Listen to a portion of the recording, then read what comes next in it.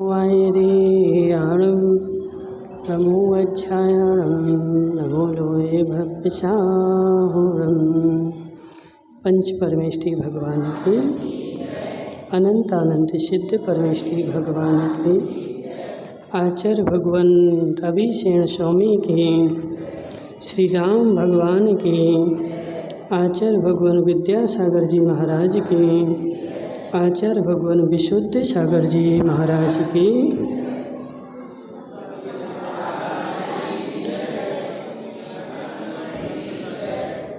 यहाँ पर पद्म पुराण का अपना स्वाध्याय चल रहा था और जिसमें कल अपन ने जीवों के शरीर की सार्थकता असार्थकता देखी थी कि किसका शरीर सार्थक है और किसका शरीर निरर्थक है। आज आचार्य भगवान महावीर स्वामी के समवसरण का वर्णन कर रहे हैं और यहाँ से आगे चल कर के अपना मेन टॉपिक चालू होगा। तो यहाँ पर क्या बता रहे हैं कि इंद्र के आज्ञाकारी पुरुषों ने सर्वप्रथम समवसरण के 3 कोटों की रचना की, जो अनेक वर्ण के बड़े बड़े रत्नों और स्वर्ण से निर्मित थे।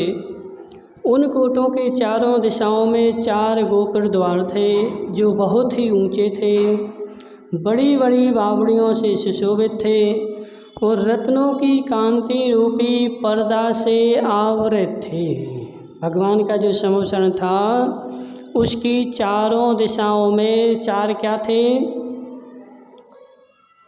थे? गोपुर द्वार थे।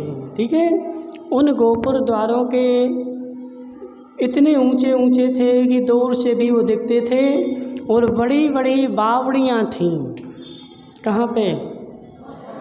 समवसरण में। अब बोलो महाराज, समवसरण में बावड़ी की क्या आवश्यकता? पूछो ना,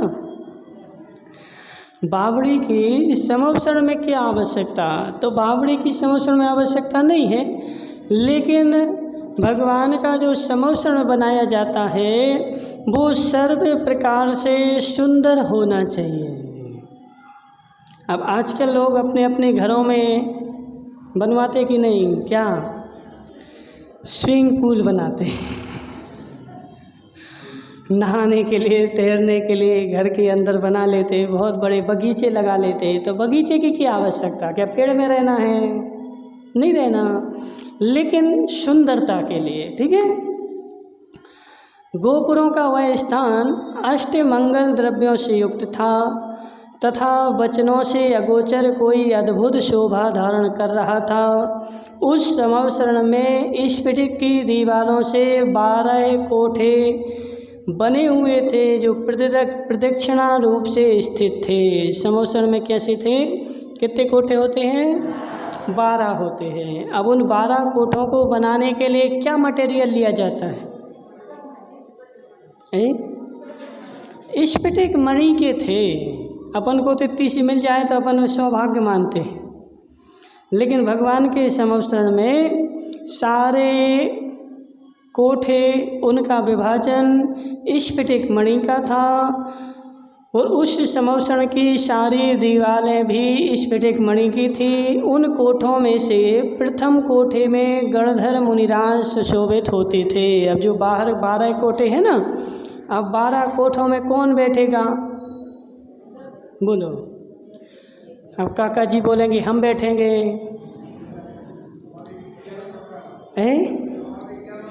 नहीं हम आगे बैठेंगे, हम काका हैं। तो ऐसा नहीं चलेगा। ठीक है, समवसरण में सबके स्थान नियत हैं। सबसे पहला कोठा किसका है? गणधरों का। ठीक है, दूसरे में इंद्राणियों के साथ कल्पवासी देवों की देवांगनाएं बैठी थीं। सबसे पहले कौन बैठा? गणधर मुनिराज। कहाँ जाएंगे? ठीक है, गणधर जिसमें बैठे ना पहले वाले में, उसी में मुनिराज भी गणधर के कोठे में ही, वो मुनिराज ही हैं। ठीक है, दूसरे कोठे में कल्पवासी देवों की देवांगनाएं। तीसरे में गणनियों से सहित आरिकाओं का समूह बैठा था। अब बोलो महाराज, दूसरे में तो तुमने देवियों को बैठाल दिया, आरिकाओं को बैठालना था, जी तो बहुत नाइंसाफी है। बोलो काका जी, है कि नहीं है? मुनियों के बाद आरिकाओं को बैठालना था, लेकिन हे जीव ऐसा नहीं है। पहले मुनि बैठेंगे, उसके बाद वो देवियाँ बैठेंगी। क्यों बैठेंगी देवियाँ? क्योंकि उन देवियों में शची इंद्राणी भी है और बहुत सारी देवियाँ ऐसी हैं जो एक भवतारी हैं, ठीक है, जो उस भव से नीचे आएंगी और नीचे आकर के मनुष्य पर्याय प्राप्त करके और उसी मनुष्य पर्याय में मुनि बन के और उनको मोक्ष जाना है, इसलिए उनको पहले बैठाला गया है, ठीक है। चौथे में ज्योतिषी देवों की देवांगनाएं थीं। 4 नंबर पर सुरेश सेठ, 4 नंबर पर, 5 नंबर पर व्यंतर देवों की देवांगनाएं, 6 नंबर पर भवनवासी देवांगनाएं, 7वें में ज्योतिषी देव। देखो पहले देवियों को बैठाला, अब देवों का नंबर पीछे आएगा। चारों ने कहा कि देवियाँ हो गई, ठीक है। सबसे पहले कल्पवासी, फिर उसके बाद आरिका, उसके बाद ज्योतिषी, उसके बाद व्यंतर, उसके बाद भवनवासी बैठी, ठीक है, ऐसा नियम। फिर उसके बाद 7वें नंबर पर आएंगे ज्योतिषी देव, 8वें में व्यंतर देव, 9वें में भवनवासी देव और 10वें में कल्पवासी देव बैठे थे। यानी देवों की संख्या ऐसी चली, कैसी चली? पहले भवन कल्पवासी, फिर ज्योतिषी, फिर व्यंतर, फिर भवनवासी। देवियों की उल्टी चलेगी, पहले भवनवासी, फिर व्यंतर, फिर ज्योतिषी, फिर कल्पवासी, ठीक है। 11वें में मनुष्य थे और 12वें कोटे में बैर भाव से रहित त्रियंच सुख से बैठे थे। ये नियम है, त्रियंच भी वहाँ बैठते हैं, शेर भी बैठता है, सांप भी बैठता है, लेकिन समवसरण में सांप किसी को काटता, शेर किसी को खाता नहीं है, ठीक है, ध्यान रखना, वरना तुम लोग डर जाओ। ऐसे महाबलवान अथवा बहुत बड़ी सेना का नायक श्रेणिक भी अपने नगर से बाहर निकला। अब कौन आ रहा है? राजा श्रेणिक अपने नगर से बाहर निकला। उसको खबर मिल गई, वनमाली जो था, वनमाली वन में गया था और चारों ऋतुओं के फल फूल उसको एक साथ खिले हुए मिले, तो उसने जान लिया कि यहाँ पर भगवान महावीर स्वामी का समवसरण आया है और वह फल ले जा कर के उसने राजा श्रेणिक को भेंट कर दिए। राजा ने जैसे ही देखे कि हे वनमाली, इस ऋतु में चारों ऋतुओं के, अब आज का समय तो ऐसा है कि महाराज क्या जम्बू भाई तरबूज खाना हो तो अभी मिल जाए, ठीक है ना, आम खाना हो तो अभी मिल जाए, चारों ऋतुओं के फल एक साथ मिल जाते हैं। लेकिन ये तुम्हारी कृत्रिमता है। उस समय जो था वो भगवान महावीर स्वामी का अतिशय था। तो राजा ने जैसे ही देखा कि भगवान महावीर स्वामी का समवसरण आया है, राजा अपने सिंहासन से उतरा और 7 पग आगे जा कर के भगवान महावीर को सबसे पहले अपने घर में ही नमस्कार कर दिया। क्या समझो बात। सेठ जी बार बार समझा रहे कि राजा सैनिक को जैसे ही पता चला कि विपुलाचल पर्वत पर भगवान महावीर का समवसरण आया है, उसने अपना सिंहासन छोड़ दिया और सिंहासन छोड़ करके 7 पैर आगे चला और भगवान महावीर को वहीं से नमस्कार किया, जबकि भगवान दिख नहीं रहे थे। मात्र क्या हुआ, मुझे पता चला है और अपने सामने से मुनिराज निकल जाएं, भगवान निकल जाएं और अपन आसन नहीं छोड़े। जम्बू भाई होता कि नहीं होता, अपन ने देख लिया, लेकिन दुकान में क्या था, भीड़ लग रही थी। महाराज ग्राहक को संभाले कि महाराज को संभाले। ये हमारी अभिनय है। क्या है? अभिनय है। जैसे ही पता चले, देखो नियम ऐसा है विराग भाई, मंदिर में अभिषेक हो गया, शुरू हो गया, घंटी बजना शुरू हो गई, यदि मैं घर में भी हूँ और अभी लेट हूँ, लेकिन अभिषेक की घंटी जैसे ही सुनी तो वहीं से हाथ जोड़ लो। अभिषेक शुरू हो गया ना, हमें पता चल गया, तो घर से ही हाथ जोड़ लेना चाहिए। यह भगवान का विनय है। और नहीं जोड़ पाओ तो तुम्हारी पर्याय को धिक्कार है। ठीक है, तो यहाँ पर बता रहे हैं कि वह राजा सैनिक जो था, वह राजा सैनिक को जैसे ही पता चला कि विपुलाचल पर्वत पर भगवान महावीर का समवसरण आया है, उसने 7 पैर आगे जाकर के नमस्कार किया और उसने वाहन आदि राजाओं के उपकरणों का दूर से ही त्याग कर दिया।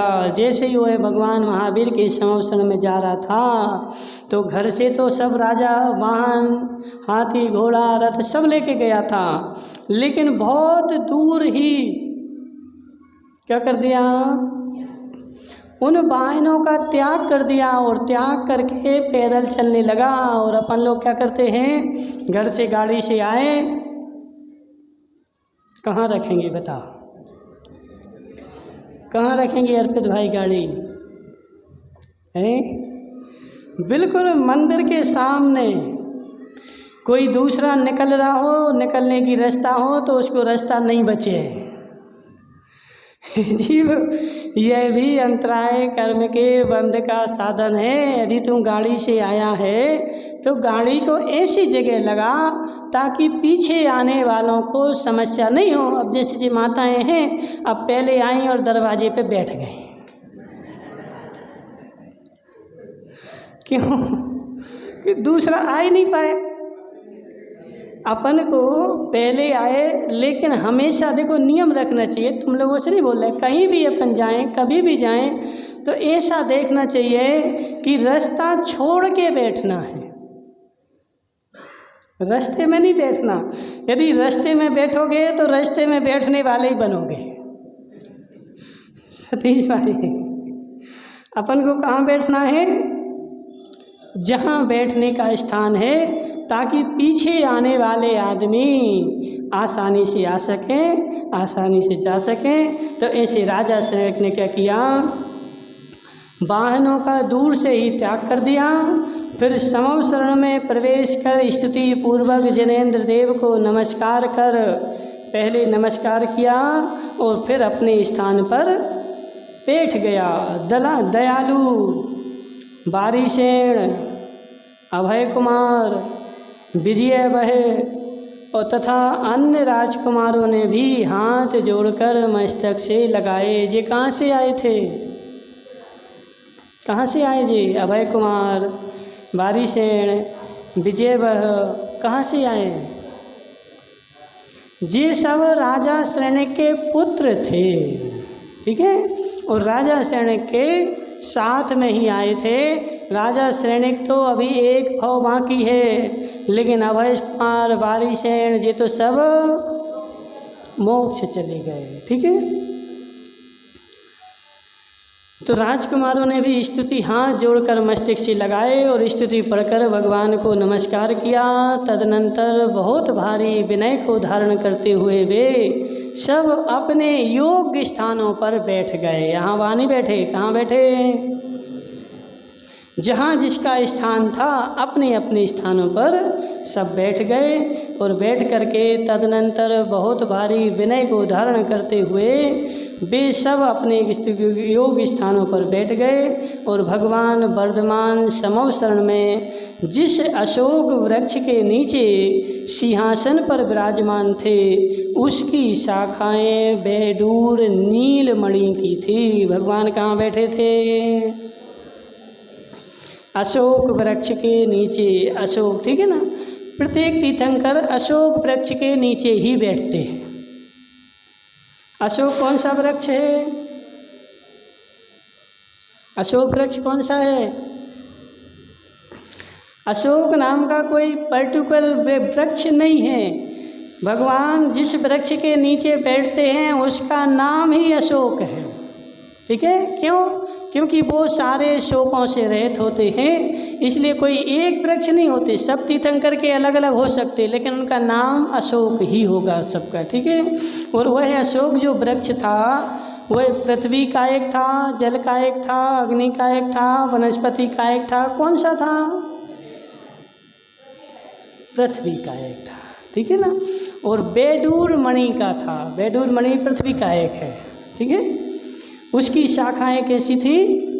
बेडूर नीलमणि की शाखाएं थीं। वह कोमल पल्लवों से शोभायमान था।